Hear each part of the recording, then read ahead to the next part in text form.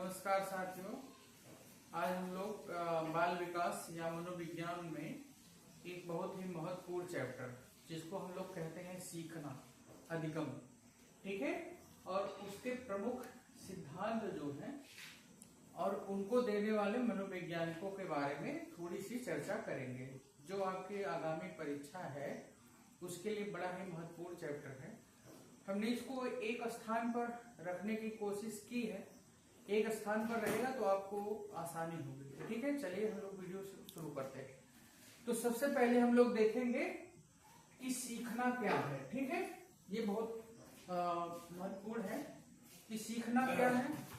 तो सीखना में हम लोग जानते हैं कि व्यवहार के कारण व्यवहार में होने वाला कोई भी परिवर्तन, उसको हम लोग क्या कहते हैं, सीखना कहते हैं।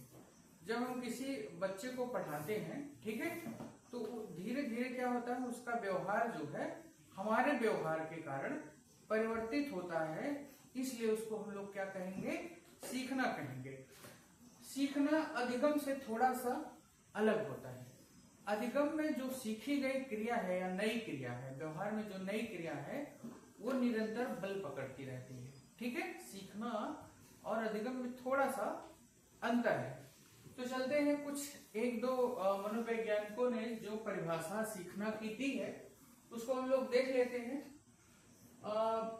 जेपी गिलफोर्ड का है पहला कथन, व्यवहार के कारण व्यवहार में होने वाला कोई भी परिवर्तन वो अधिगम कहलाता है। इसको कहा है जेपी गिलफोर्ड ने। क्रो एंड क्रो के अनुसार जो है इन्होंने कहा है सीखना ज्ञान, आदतों एवं अभिवृत्तियों का अर्जन है। क्रो एंड क्रो, कभी कभी इसको ऐसे ही कथन को लिख दिया जाता है और आपसे पूछ लिया जाता है किस मनोवैज्ञानिक का कथन है। गेट्स के अनुसार अनुभव एवं प्रशिक्षण द्वारा, अनुभव एवं प्रशिक्षण द्वारा व्यवहार में होने वाला संशोधन ही सीखना है, ठीक है। तो ये कुछ महत्वपूर्ण परिभाषाएं और उनके जो मनोवैज्ञानिक थे उनको हमने लिखा। अब हम लोग आगे चलते हैं, सीखने के प्रमुख सिद्धांत, ठीक है। सीखने के प्रमुख जो हमारे सिद्धांत हैं उसको हम लोग मूलतः तीन रूप में बांट सकते हैं। पहला है व्यवहारवादी सिद्धांत, ठीक है, व्यवहारवादी सिद्धांत। दूसरा है संज्ञानवादी या गेस्टाल्टवादी सिद्धांत, और एक तीसरा सिद्धांत है जिसको मैं यहाँ लिख नहीं पाया हूँ, उसको कहते हैं सामाजिक अधिगम का सिद्धांत, ठीक है। उसको आपको आगे हम कर देते हैं। तीसरा है सामाजिक अधिगम का सिद्धांत। तो पहले चलते हैं व्यवहारवादी सिद्धांत, जिसको उद्दीपक अनुक्रिया पर बल, ये ठीक है। व्यवहारवादी जो वैज्ञानिक हैं वो उद्दीपक और अनुक्रिया पर बल देते हैं। उद्दीपक क्या है? उद्दीपक हमारे आसपास बहुत सारी ऐसी चीजें हैं या विचार हैं जो हमको व्यवहार करने के लिए जो है प्रेरित करता रहता है, ठीक है। जैसे एक छोटा बच्चा है, जब वो मिठाई को देखता है तो मिठाई उसके लिए स्टिमुलस या उद्दीपक का कार्य करती है। उसके बाद जो है बच्चे को जो है वो केला खाने की इच्छा जो होती है उसकी वही क्या कहलाती है, अनुक्रिया कहलाती है, ठीक है। और उद्दीपक जैसे आपने अचानक रास्ते में जैसे कोई कुत्ता देख लिया जो कि बड़ा ही हिंसक है, तो वो आपके लिए उद्दीपक का काम करता है। और उसके बाद आपका जो व्यवहार होगा, या तो कुत्ते से लड़ने के लिए आप दौड़ेंगे या तो वहां से भागने के लिए भाग जाएंगे। तो इसको हम क्या कहेंगे, अनुक्रिया कहेंगे। समझ में आ रहा है? उद्दीपक क्या है, जो आपको व्यवहार करने के लिए प्रेरित करता है, और अनुक्रिया क्या है, उद्दीपक यानी उसको देख करके जो आपके मन में जो है क्रियाएं होती हैं, हमें ये करना चाहिए, या कौन सा व्यवहार जो होता है वही क्या होता है, आपका अनुक्रिया होती है, ठीक है। तो व्यवहारवादी जो है ये उद्दीपक और अनुक्रिया पर ही बल देते हैं कि कोई भी बच्चा हो वो उद्दीपक और अनुक्रिया, ठीक है। बच्चा ही नहीं बल्कि जो है जानवर को भी उन्होंने इस विधि पर जो है सीखने पर जोर दिया, ठीक है। तो इसमें कुछ मनोवैज्ञानिकों ने जो है प्रयोग किए हैं जिसको इसको आपने बार बार पढ़ा होगा। पहला है शास्त्रीय अनुबंधन का सिद्धांत। शास्त्रीय अनुबंधन का जो सिद्धांत है इवान पावलोव के द्वारा एक प्रयोग किया गया था कुत्ते के ऊपर। ठीक है, सबसे पहले उन्होंने क्या किया कि कुत्ते के सामने भोजन रखा और फिर कुत्ते के सामने जब भोजन रखा तो भोजन यहाँ कुत्ते के लिए क्या है, उद्दीपक है, और भोजन को देख करके कुत्ते ने लार टपकाई, वो उसकी क्या हो गई, अनुक्रिया हो गई। तो पहला ये किया, भोजन रखा, कुत्ते ने लार टपकाई। फिर क्या किया, भोजन को रखा और साथ में एक घंटी बजाई, भोजन को रखा और एक घंटी बजाई, फिर कुत्ते ने लार टपकाया। और एक ऐसा समय आता है कि जब भोजन को न रहने पर घंटी जो है जैसे ही बजाया तो भी कुत्ते ने जो है लार टपकाई। इसका मतलब जो क्या होता है, वास्तविक जो उद्दीपक है उसका स्थान ले लिया अवास्तविक उद्दीपक, जिसको घंटी के द्वारा। ठीक है, इसका प्रयोग हम छोटी कक्षाओं में आप देख सकते हैं कि बच्चे जो है घंटी के साथ जो है जब बेल लगती है तो उसके साथ वो उनका अनुक्रिया होती है और वो अभ्यस्त हो जाते हैं धीरे धीरे। इंटरवल की जैसे ही बेल लगती है बच्चे तुरंत जो है टिफिन लेकर के भाग जाते हैं। ठीक है, तो इसको थोड़ा सा डिटेल में आप पढ़ लीजिएगा। पावलोव का कुत्ते का प्रयोग, इस पे पूछ लिया जाता है। शास्त्रीय अनुबंधन का सिद्धांत कौन से वैज्ञानिक ने दिया है, तो उत्तर आपका होगा पावलोव। ठीक है, अगला है प्रयास और त्रुटि का सिद्धांत। ठीक है, इसके प्रतिपादक है थॉर्नडाइक। थॉर्नडाइक महोदय का यह मानना था, उन्होंने एक बिल्ली पर प्रयोग किया। किस पर प्रयोग किया, एक बिल्ली पर। ठीक है, स्किनर उस बिल्ली को उन्होंने एक डब्बे में बंद कर दिया। ठीक, और बिल्ली भोजन के लिए कई बार जो है प्रयास करती है, कई प्रयास करती है। ठीक है, प्रयास करते करते एकाएक जो है उस बिल्ली के द्वारा एक लीवर दबा दिया जाता है तो उसको फिर भोजन मिल जाता है। यानी ये मानते हैं कि कई बार जो है प्रयास करते करते त्रुटि होती है, धीरे धीरे त्रुटियां हमारी अभ्यास के द्वारा क्या हो जाती हैं, घट जाती हैं। उसके बाद जो है हमें अपना लक्ष्य हासिल हो जाता है। तो बिल्ली का प्रयोग जो है किसके द्वारा किया गया, थॉर्नडाइक के द्वारा। थॉर्नडाइक बहुत इंपॉर्टेंट है, लेकिन अभी इन पर हम डिटेल में चर्चा नहीं कर रहे हैं। इन्होंने 3 नियम दिया था। ठीक है, एक तो मुख्य नियम और एक गौड़ नियम। सीखने का इन्होंने 2 नियम दिया था, एक मुख्य नियम और गौड़ नियम। तो यहाँ मुख्य नियम मैंने लिखा हुआ है, तत्परता का नियम, अभ्यास का नियम और प्रभाव का नियम। तत्परता का अर्थ यह है कि कोई भी व्यक्ति हो वो तभी सीख सकता है, हमारा जो लर्नर है, बच्चा है, जब वो तैयार हो। ठीक है, जब वो तैयार होगा, तत्पर होगा, तभी उसका सीखना क्या होगा, प्रभावी होगा।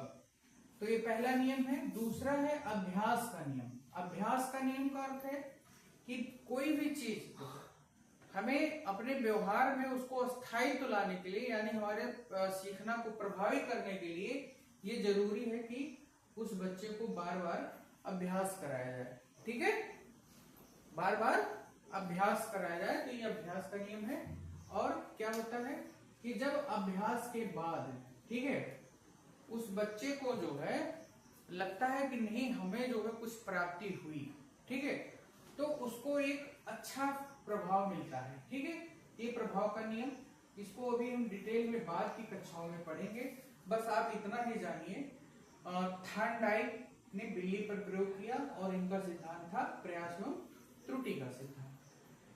अगला है क्रिया प्रसूत अनुबंधन। ठीक है, क्रिया प्रसूत अनुबंधन सिद्धांत ये किसका है, बीएफ स्किनर का। इन्होंने चूहा और कबूतरों पर जो है प्रयोग किया। ठीक है, चूहों और कबूतरों पर प्रयोग किया, जिसमें जो है वो कबूतर या चूहा, ठीक है, प्रयास करता है और कई प्रक्रियाएं करता है और उसको भोजन मिल जाता है। फिर उसको ये कहते हैं कि कई क्रियाओं के बाद जो है वो गलती जो है उसका क्या हो जाता है, कम हो जाता है। चूहा और कबूतर, ध्यान रखिएगा। अगला है, हाँ इस पर जो है, इस सिद्धांत में पुनर्बलन पर जोर दिया गया। यानी पुनर्बलन का मतलब, जैसे हम अपनी कक्षाओं में शाबाश या किसी विद्यार्थी को चॉकलेट या और अच्छा कर रहा है तो उसको हम पुरस्कार देते हैं, और कभी कभी जो है उसको डांटते भी हैं। ये पुनर्बलन पर जोर देते हैं स्किनर महोदय, ठीक है। इसमें एक और सिद्धांत है, समीपस्थ अनुबंध सिद्धांत। ये उद्दीपक अनुक्रिया के बीच जो है अगर से समीप्यता हो, यानी बहुत जल्दी दोनों हो, ठीक है, समीप्यता हो, तो क्या होता है, वो बच्चा सीख जाता है। ये ऐसा कहना है, एक वैज्ञानिक है, उनका नाम है गुथरी। क्या नाम है? गुथरी। इसको भी थोड़ा सा आपको डिटेल में पढ़ने की जरूरत है। इनका मानना था, गुथरी का, शार्ट में हम बता रहे हैं कि एक ही प्रयास में सीख जाता है बच्चा। कभी कभी जब उद्दीपक और अनुक्रिया एकदम समीप या बहुत जल्दी घटित हो जाए तो एक ही प्रयास में क्या हो जाता है, सीख जाता है। अभ्यास और पुनर्बलन की आवश्यकता नहीं होती। ठीक, जैसे उन्होंने बताया कि अगर से कोई बच्चा एकाएक जो है वो मोमबत्ती को छू देता है, कि हाँ उद्दीपक क्या है, मोमबत्ती है, और छू देता है तो उसका हाथ जल जाता है, ठीक है, फिर वो हाथ हटा लेता है, ये उसकी अनुक्रिया हो गई। तो एक बार अगर से बच्चा तुरंत, ये दोनों एक दूसरे के बहुत जल्दी जल्दी घटित हुए, मोमबत्ती को उसने छुआ और फिर हटा लिया, बहुत तुरंत हो गया, तो ऐसी दशा में क्या होता है कि अब वो बच्चा फिर अभ्यास नहीं करेगा, मोमबत्ती को टच करने का अभ्यास नहीं करेगा, नहीं उसको फिर पुनर्बलन की कोई जरूरत होगी। ये है गुथरी इसका मॉडल, ठीक है। अब हम जिसपे ज्यादा फोकस करेंगे आज, वो है संज्ञानवाद या गेस्टाल्टवाद, ठीक है, संज्ञानवाद या गेस्टाल्टवाद, ठीक है। तो इसको जब हम समझते हैं, इस मतलब इस खांचे के जो वैज्ञानिक हैं, जैसे कोफका है, कोहलर है, ठीक है, वर्दीमर है या जीन पियाजे, ये लोग मानते हैं कि बच्चा हमारा कोई निष्क्रिय मशीन नहीं है, ठीक है, कोई निष्क्रिय मशीन नहीं है, नहीं वो जानवर है जिसको आप अभ्यास के द्वारा लगातार या पुरस्कार दंड दे करके कुछ भी सिखा सकते हो। इनका मानना है कि बच्चा जो है वो अपने आप में एक वैज्ञानिक है, ठीक है, वो सीखता रहता है, उसके अंदर क्या है, मानसिक है, ईश्वर ने या उसको जन्मजात कुछ मानसिक शक्तियां मिली हुई हैं।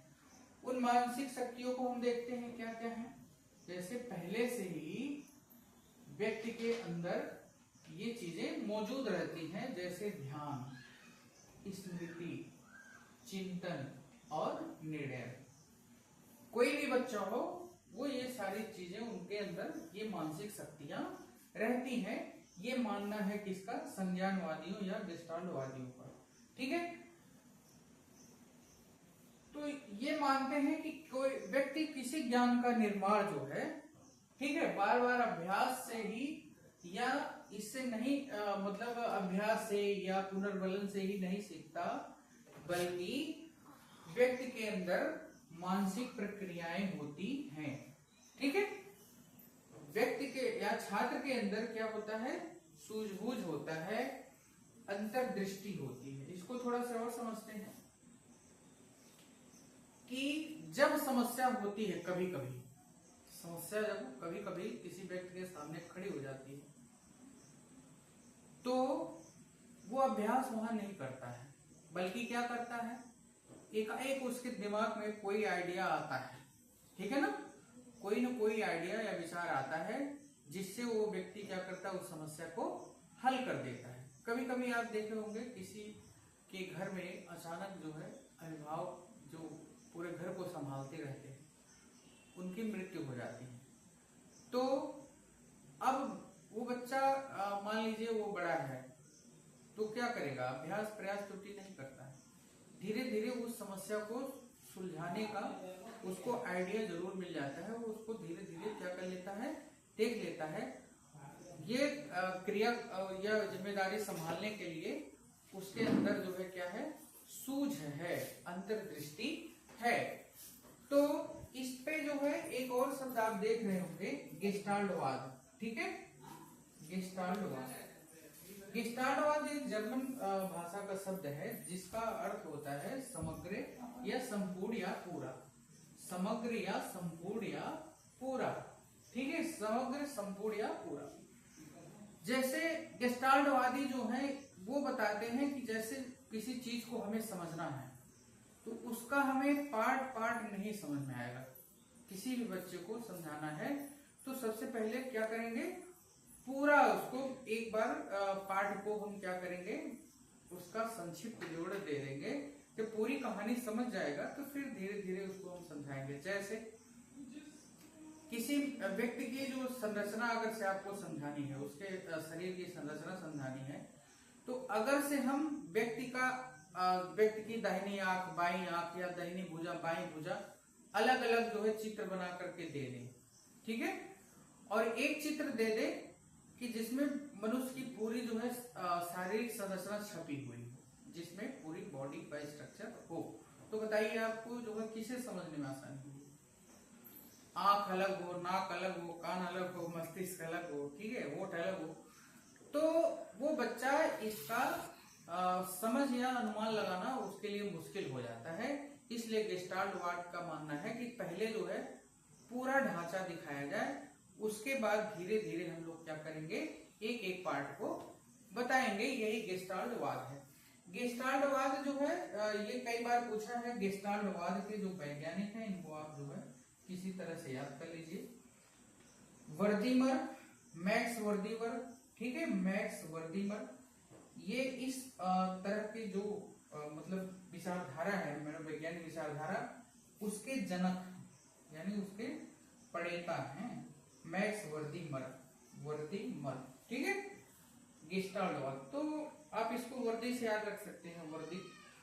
वर्दी जो हमारे सैनिक या सिपाही लोग, ठीक है, वर्दीमर, ठीक है। इन्होंने जो है कहा कि पूर्ण, तो ऐसे भी याद कर लीजिएगा कि कोई बच्चा जो है जो लगातार प्रतियोगी परीक्षाओं की तैयारी कर रहा है तो उसका सपना होता है कि एक दिन वर्दी पहनूं, तो जिस दिन वर्दी पहन लेता है पूर्ण हो जाता है। इसका मतलब वर्दीमर जो है आपके कहाँ हो जाएंगे, समग्र में, संपूर्ण में या गेस्टाल्ट में। फिर एक और मनोवैज्ञानिक है जो जिनका नाम है कोहलर, ठीक है। कोहलर ने जो है इस गेस्टाल्टवाद या सूझवाद या अंतर्दृष्टि पर जो है प्रयोग किया था। किस पर प्रयोग किया था?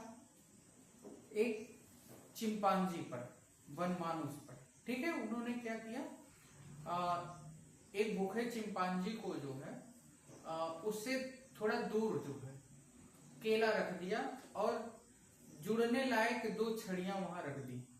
तो कई बार चिंपांजी ने क्या किया, उसको केले को खाने, चूंकि भूखा तो था ही, तो उसको वो उठाना चाह रहा था लेकिन पा नहीं रहा था। अचानक जो है उस चिंपांजी के दिमाग में आया और उसने दोनों छड़ियों को जो है जोड़ दिया और फिर उससे जो है केले को खींच करके जो है उसने भोजन प्राप्त कर लिया।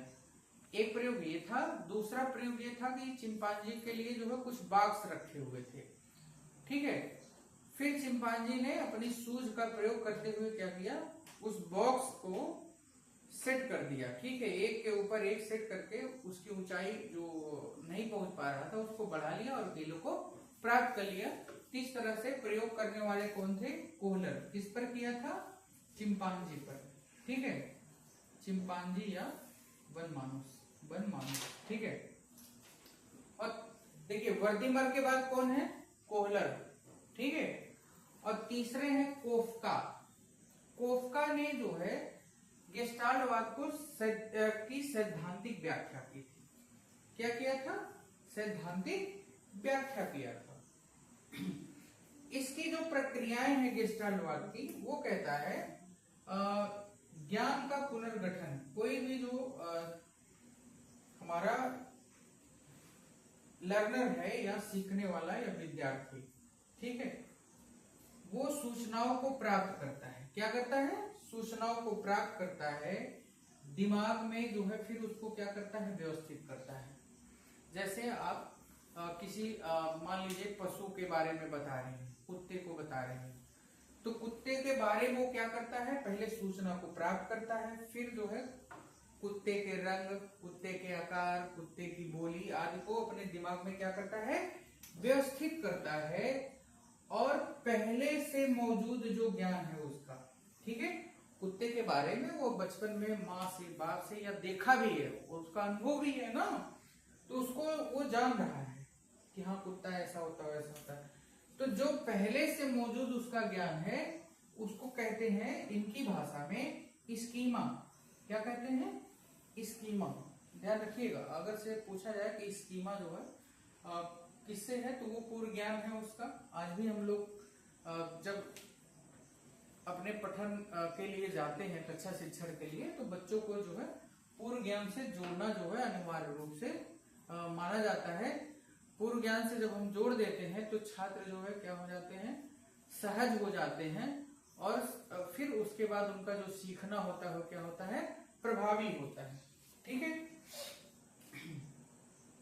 और फिर पूर्व ज्ञान से जब जोड़ देते हैं तो नई सूचनाओं का वो नया अर्थ जो है निकाल लेते हैं। ठीक है, इनका मानना है गेस्टाल्टवाद का। दूसरी बात जो है क्या है? हाँ, पहली बात वो क्या मानते हैं कि आंतरिक मानसिक क्रियाएं होती हैं किसी भी व्यक्ति के अंदर, आंतरिक मानसिक क्रियाएं। इसको हमने पहले भी बताया क्या क्या, जैसे ध्यान होता है, स्मृति होती है, स्मृति मतलब याद करना, ठीक है, चिंतन करना और निर्णय करना। ठीक है, ये मानते हैं कि किसी भी व्यक्ति में मौजूद होता है। ज्ञान का पुनर्गठन और सक्रिय शिक्षार्थी, तीसरा इनका जो सिद्धांत है क्या है? सक्रिय शिक्षार्थी।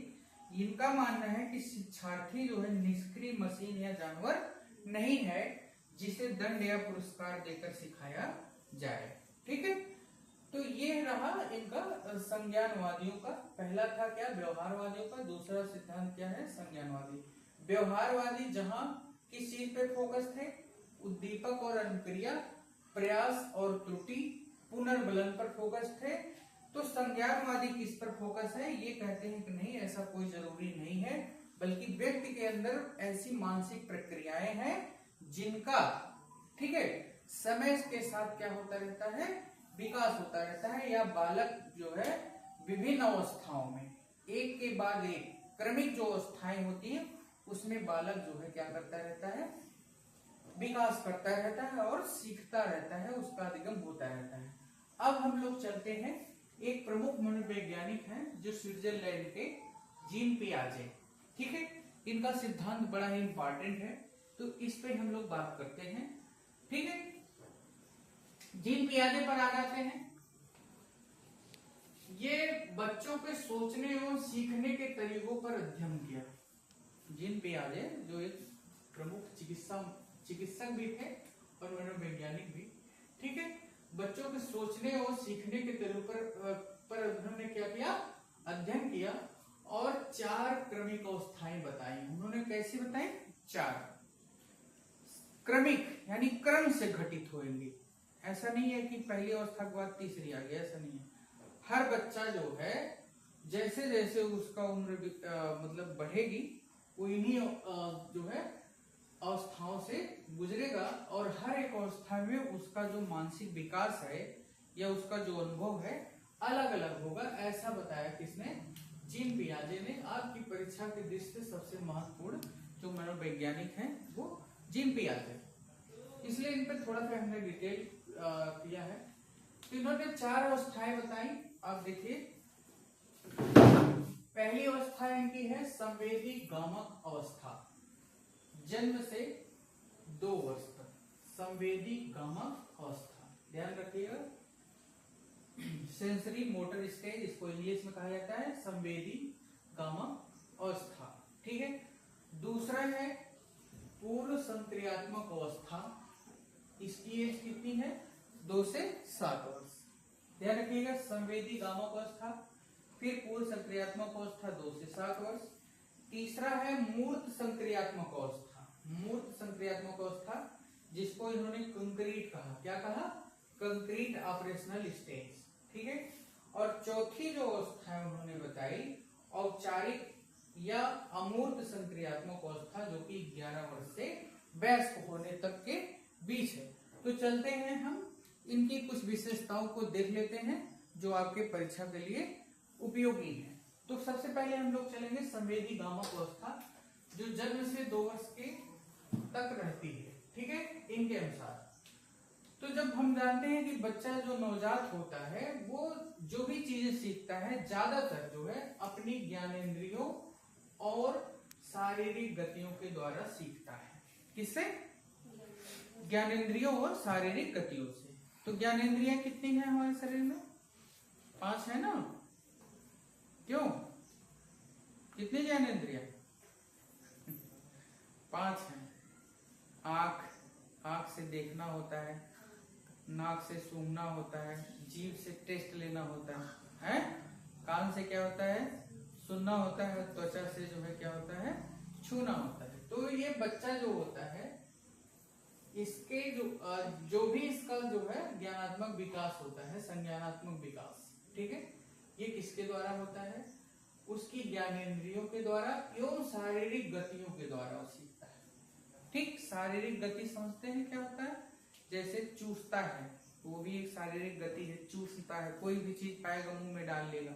चूसना, हाथ पैर चलाता रहता है, हाथ पैर चलाता रहता है, उसी बीच में कुछ आ गया तो पकड़ लेता है। फिर पैर को फेंकता रहता है। तो यही उसकी क्या हो गई? शारीरिक गतियों द्वारा सीखना। यानी जो भी चीजें हैं उसके सीखने का जो केंद्र बिंदु है उसकी पेशियां हैं। ठीक है, ठीक, पेशियां कह सकते हैं, ज्ञानेंद्रिया कहते हैं, इसलिए इसको संवेदी पेशीय अवस्था भी कहा जाता है। संवेदी पेशीय अवस्था। ठीक है, यानी जो भी कुछ वो सीखता है किससे सीखता है? वो पेशियों के द्वारा, यानी हाथ से, पैर से, ठीक है, लुढ़क करके, इस तरह से। तो संवेदी पेशीय अवस्था ये जो है कब तक चलती है? जन्म से 2 वर्ष तक। ध्यान रखिएगा। 2 वर्ष में क्या सीख जाता है? 2 वर्ष में भाषा का विकास ज्यादा होता नहीं है। हाँ, एक विशेषता इसका है जो परीक्षाओं में पूछा जाता है, लक्ष्य निर्देशित व्यवहार। ठीक है, बच्चा किसी चीज को जब थोड़ा से बड़ा हो जाता है, जैसे पैर के बल चलना सीखने लगता है, घुटनों के बल, हाँ, तो वो क्या करता है? लक्ष्य निर्देशित व्यवहार। यानी जो है जब वो किसी खिलौनों को देखता है तो क्या करता है? उसी खिलौने पे उसका ध्यान होता है, लगातार कोशिश करता है वो खिलौने प्राप्त कर ले। जो कभी कई बार इस प्रक्रिया में क्या होता है? गिर भी जाता है। खाट पे जैसे बैठा है, नीचे अगर से बॉल जो है लुढ़क रही है तो बच्चा उसको पाने के लिए गिर जाता है। ठीक है, तो इसका एक महत्वपूर्ण जो क्या है? हाँ, लक्ष्य निर्देशित व्यवहार किसका है? संवेदी पेशी अवस्था है, संवेदी गामक जो है अवस्था जन्म से 2 वर्ष में। वस्तु स्थायित्व, यानी वस्तु स्थायित्व एक टर्म है। वस्तु स्थायित्व, इसको थोड़ा सा देखिएगा कि ये जब बच्चा लगभग 18 महीने का होता है तो होता क्या है कि जैसे आप चादर के नीचे अगर से खिलौना छुपा दीजिए, ठीक है, चादर के नीचे खिलौना छुपा दीजिए तो उसको ये नहीं अब ये नहीं लगता कि नहीं वो वस्तु नहीं है, उसको लगता है कि नहीं वो वस्तु है। गायब होने पर भी वो वस्तु जो है, छिप जाने पर भी उसको क्या करता है? ढूंढता है कि हाँ मेरा वो बॉल या खिलौना कहाँ गया, किसी ने छुपा दिया है। इतना सेंसेशन जो है इस अवस्था तक हो जाती है। इसके 2 चीजें जो है हमें याद रखनी है, एक लक्ष्य निर्देशित व्यवहार और दूसरा वस्तु का अस्थायित्व। उसके दिमाग में ये चीजें विकसित हो जाती हैं। ठीक है, चादर के नीचे खिलौना ढूंढना, पूछ सकता है कि चादर के नीचे खिलौना ढूंढना ये किस अवस्था की विशेषता है? तो संवेदी पेशी अवस्था या 0 से 2 वर्ष तक। अब हम चलते हैं पूर्व संक्रियात्मक अवस्था। पूर्व संक्रियात्मक, पूर्व का मतलब पहले से है, pre operational stage, operational stage, operational stage, ठीक है। 2 से 7 वर्ष होती है।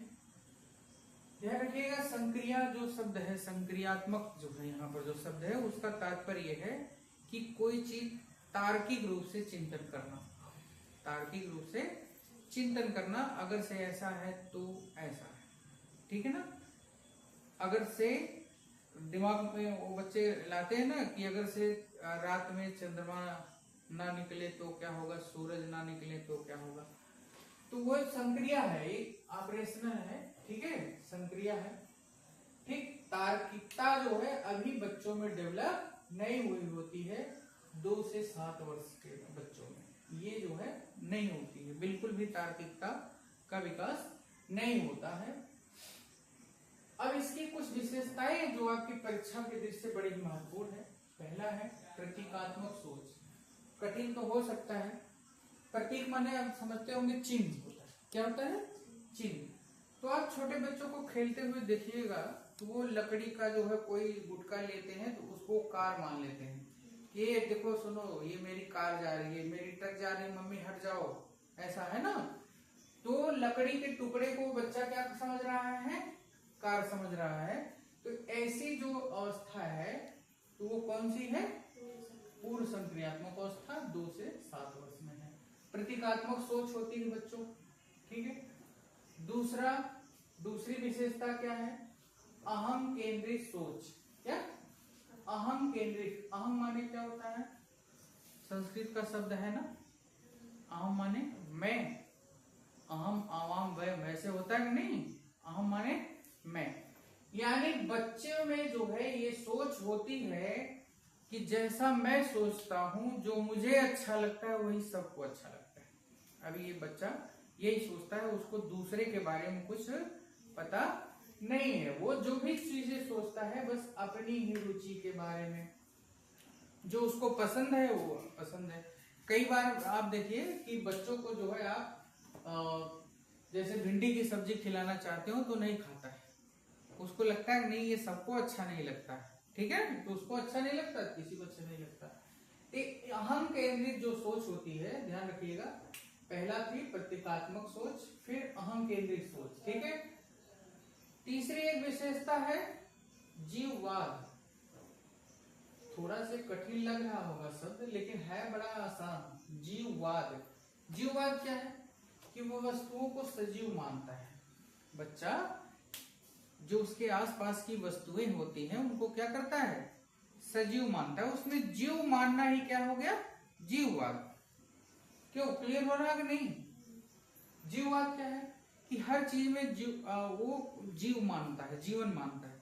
जैसे चलते चलते गिर गया बच्चा, ठीक है, तो उसको लगता है कि जिस जमीन पर गिरा है तो उसको उस जमीन पर गुस्सा लगता है, और मम्मी क्या करती है तो 1-2 थप्पड़ जब जमीन को मार देती है तो उसको लगता है चलो अच्छा बात बराबर हो गई, जमीन को ही चोट लग गई, जमीन भी रो रही है, ठीक है।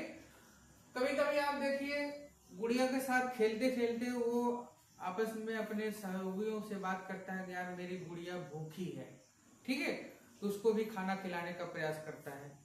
कभी कभी क्या करता है वो गुड़िया को जो है चदरा उड़ा देता है, यार मेरी गुड़िया को ठंड लग रही है। ऐसा प्रश्न पूछा भी गया है कि एक बच्चा है जो ये कहता है कि मेरी गुड़िया को ठंड लग रही है, ठीक है, तो वह बच्चा किस स्टेज में है, तो जाहिर सी बात है अभी तार्किकता बिल्कुल नहीं हुई है, पूर्व संक्रियात्मक अवस्था में है। 2 से 7 वर्ष के बच्चों में ये प्रवृत्ति होती है।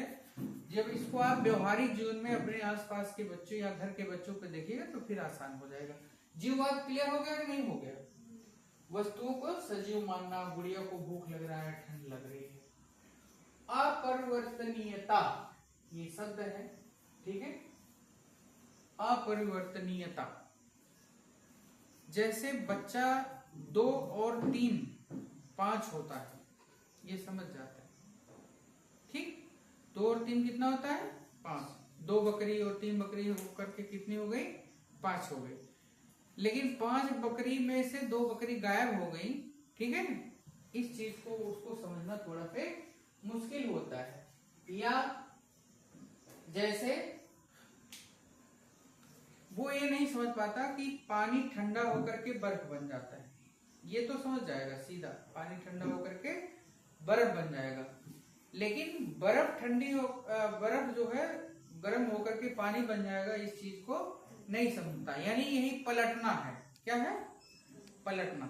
यानी पानी से बर्फ बना, ये सीधा सीधा समझ जाएगा, लेकिन बर्फ से फिर पिघल करके पानी बन गया, ये जो है वो फिर पलटना हो गया, इसको समझना नहीं होता है। यानी अपरिवर्तनीयता होती है, पलटावीपन का गुण उसमें नहीं होता है। ठीक है, पलटावीपन इसको कहते हैं।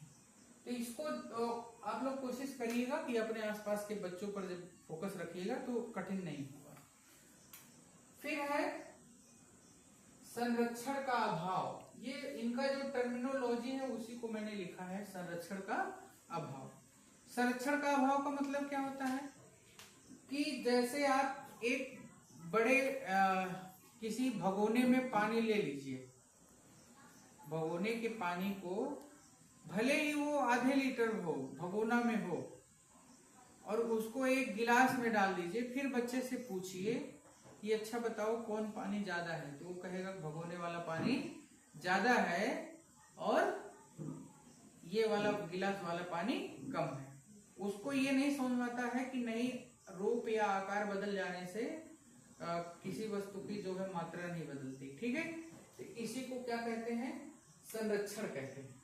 ठीक, अभी आप लोग ये सुने होंगे कई बार, जो है छोटे बच्चों से लोग मजाक मजाक पूछते हैं, बताओ अच्छा 1 किलो रुई भारी होता है कि 1 किलो लोहा भारी होता है? वो झट से बताता है कि लोहा भारी होता है। ठीक, तो ये समझ आ गया नहीं, संरक्षण का अभाव। ठीक है, ये स्टेज अभी 2 से 7 वर्ष की अवस्था में। अब मूर्त संक्रियात्मक अवस्था आ गई 7 से 11 वर्ष।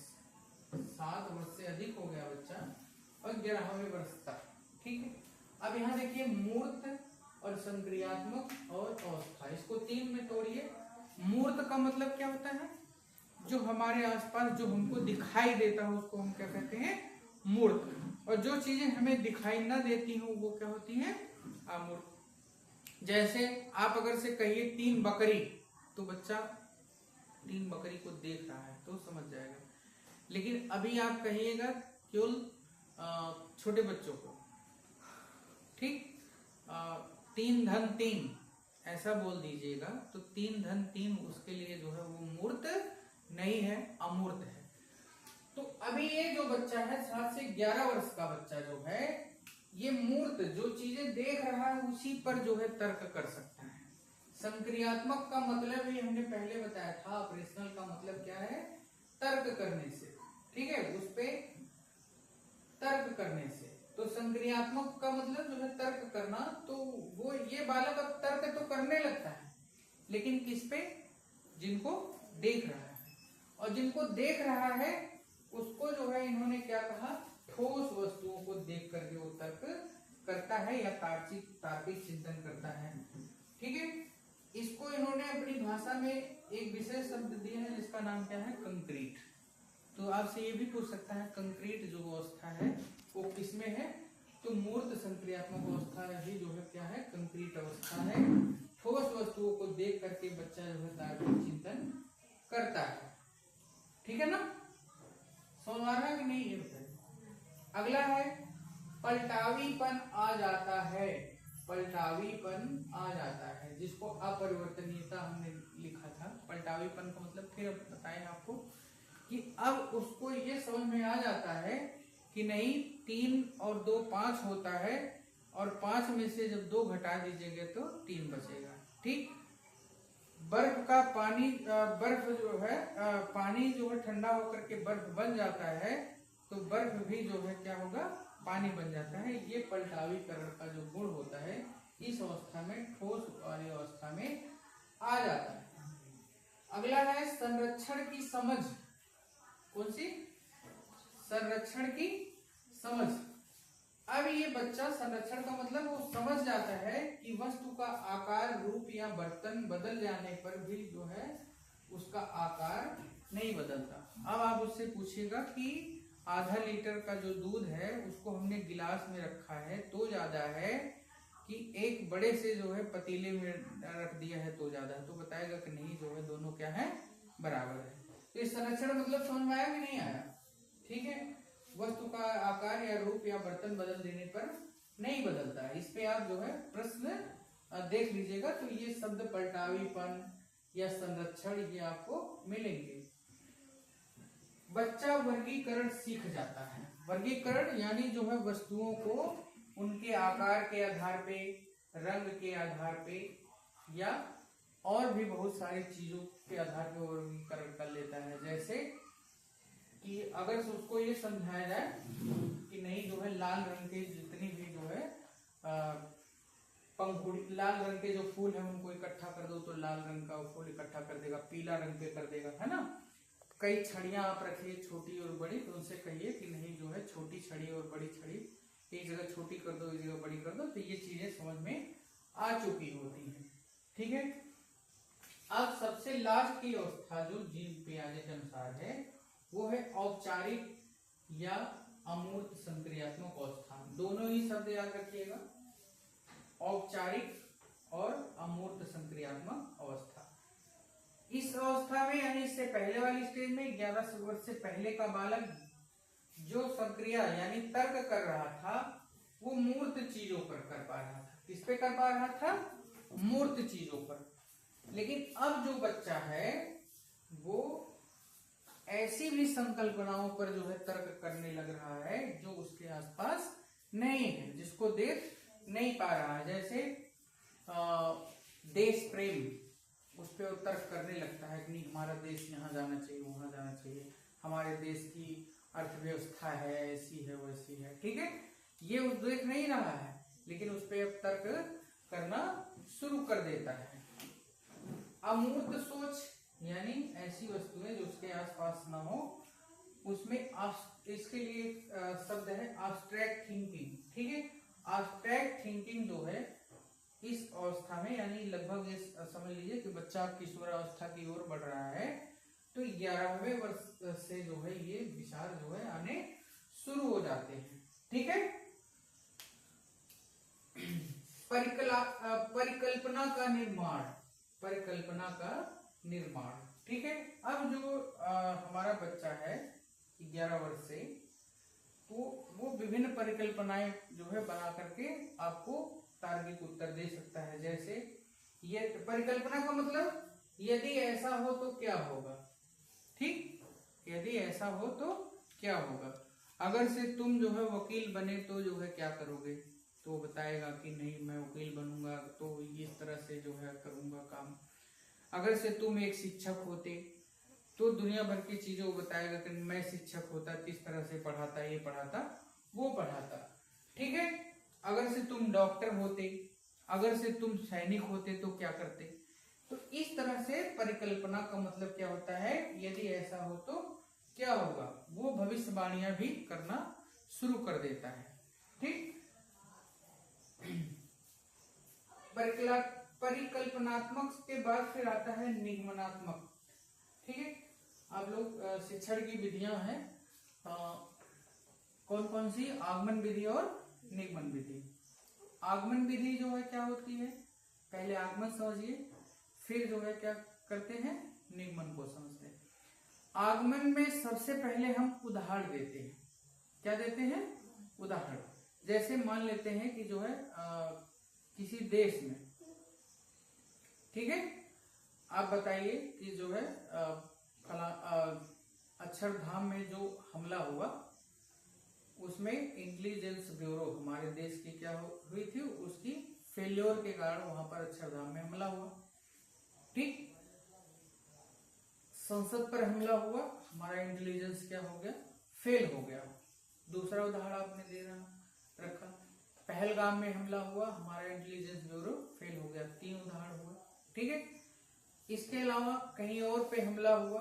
ठीक है, अभी तो इस तरह से आप उदाहरण देते चले जा रहे हैं कि फलाने जगह इंटेलिजेंस फेल हुआ, हमला हुआ, इस तरह से। ठीक, उसके बाद आप एक नियम बनाते हैं कि जब इंटेलिजेंस फेल होती है तो जो है आतंकवादी हमले होते हैं।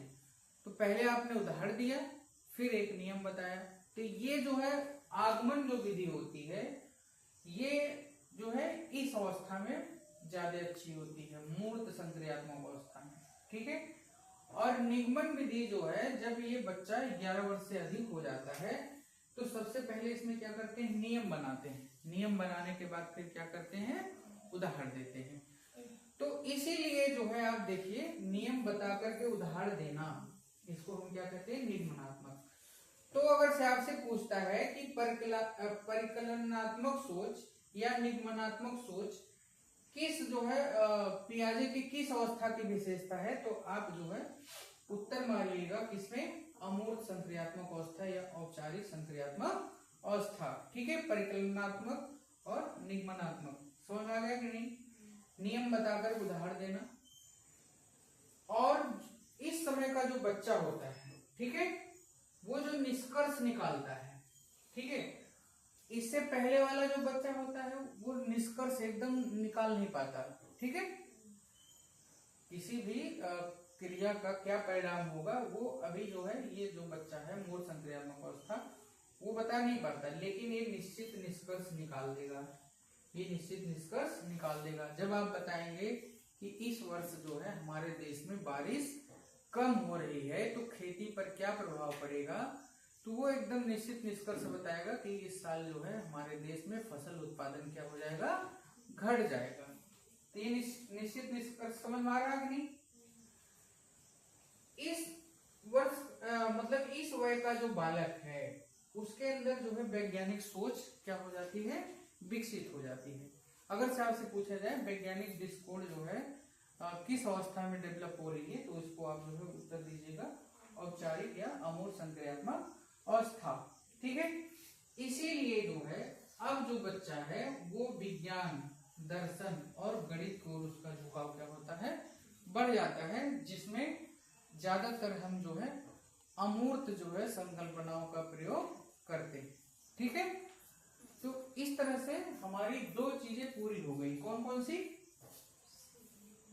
नहीं, दो सिद्धांत पूरे हुए। कौन कौन सा, पहला हाँ, पहला था व्यवहारवादी, दूसरा था संज्ञानवादी। अब तीसरा बचता है कौन सा, सामाजिक अधिगम का सिद्धांत। कितना हुआ, अब आपको ये कहेंगे कि एक जो है सामाजिक अधिगम का सिद्धांत, जिसमें जो है वाइगोत्स्की का और बंडूरा का, ठीक है, वाइगोत्स्की और बंडूरा का जो सिद्धांत है उस पर आप एक संक्षिप्त अध्ययन कर लीजिएगा। आपका ये जो लर्निंग चैप्टर है, अधिगम चैप्टर है, ये कंप्लीट हो जाएगा। धन्यवाद।